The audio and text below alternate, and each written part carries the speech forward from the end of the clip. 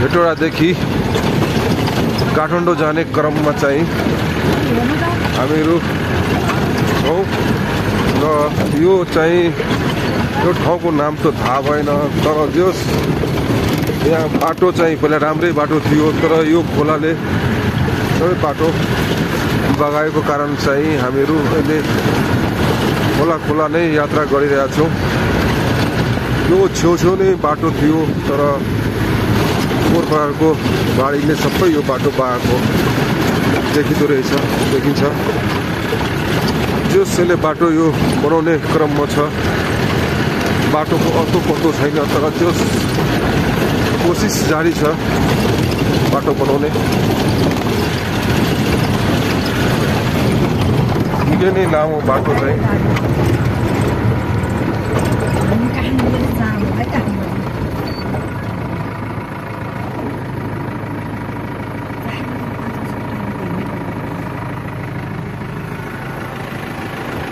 यो छेउछेउतिर बाटो थियो, तर चाहिँ खोलाले सबै बगाएको रहेछ। जोखिमपूर्ण यात्रा छ हाम्रो,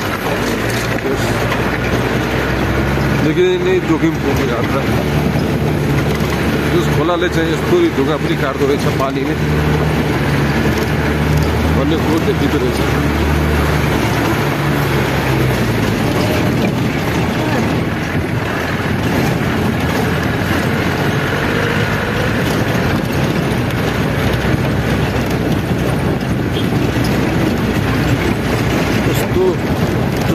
यात्रा छ।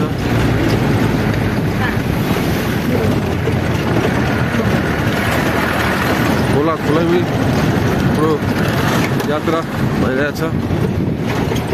यस्तो प्राकृतिकले भरिएको ठाउँ, तर के गर्ने,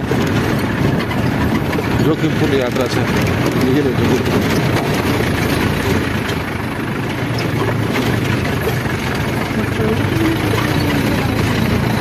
सायद त्यो माथिबाट चाहिँ बाटो थियो होला पहिला। यो साह्रै नै मनमोहक दृश्य। त्यो पहाडी ठाउँमा चाहिँ यो घरहरू, यहाँ केही सुन्तलाको बोटहरू पनि देखिँदैछ। सुन्तलाको बोटहरू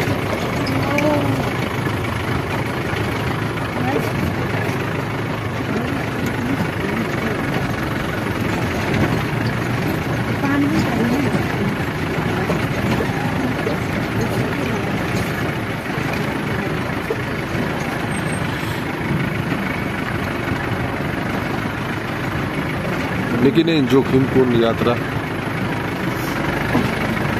रोमाञ्चक यात्रा हुँदैछ।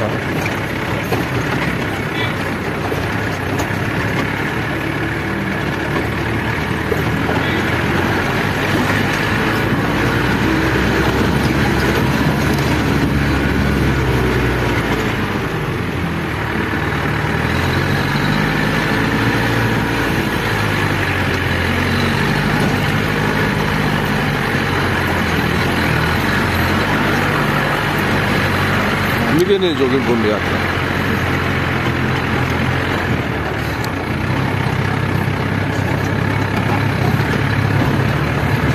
खेती किसानीहरू पनि मान्छेले गर्दैछ।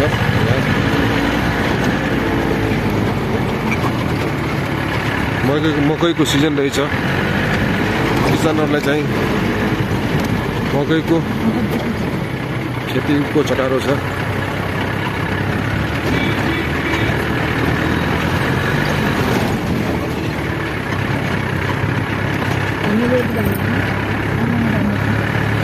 नयाँ ट्र्याक खोलेको रहेछ, त्यो ट्र्याकमा हामी जाँदैछौँ।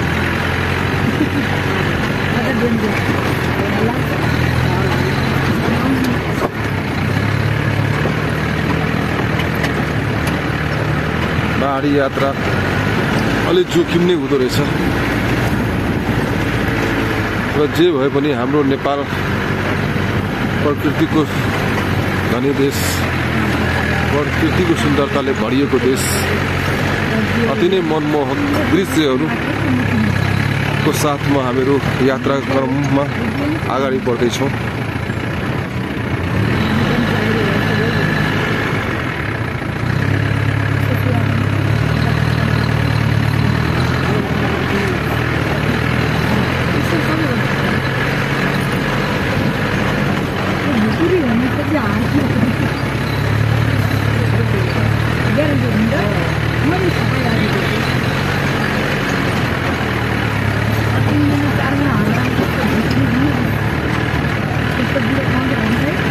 हामीहरू